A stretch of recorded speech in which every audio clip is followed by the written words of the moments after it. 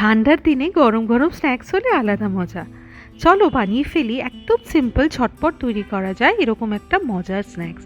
বাইরে থেকে ক্রিস্পি আর ভিতরে চিজ আর চিকেনের নরম সারপ্রাইজ। এর জন্য প্রথমে আলুটাকে সেদ্ধ করে নিয়ে একটা ম্যাশার দিয়ে ম্যাশ করে নিতে হবে। বয়েলড চিকেনগুলোকে এভাবে টুকরো করে রাখতে হবে। এবার একটা প্যানে বাটার দিয়ে ওর মধ্যে চিকেনগুলো দিয়ে নুন আর গোলমরিচ মিশিয়ে একটু সটে করে নিতে হবে। এবারে ম্যাশ পটেটোটা দিয়ে ওর মধ্যে মিশিয়ে নিতে হবে কিছু সিজনিং।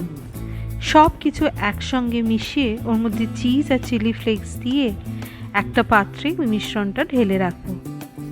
এবার ওই মিশ্রণ থেকে কিছুটা করে অংশ নিয়ে হাতের সাহায্যে এভাবে রোল করে নেব। ময়দার মধ্যে জল ঢেলে কিছু সিজনিং অ্যাড করে একটা মিশ্রণ বানিয়ে নেব। কিছু ব্রেড ক্রাম্বস নিয়ে নেব।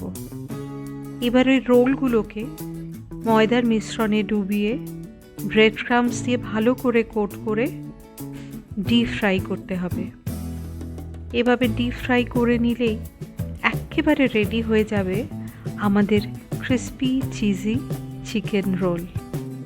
একবার বাড়িতে বানিয়ে দেখো, তোমাদের খুব ভালো লাগবে, আমি কথা দিচ্ছি। আজকের মতো এটাই।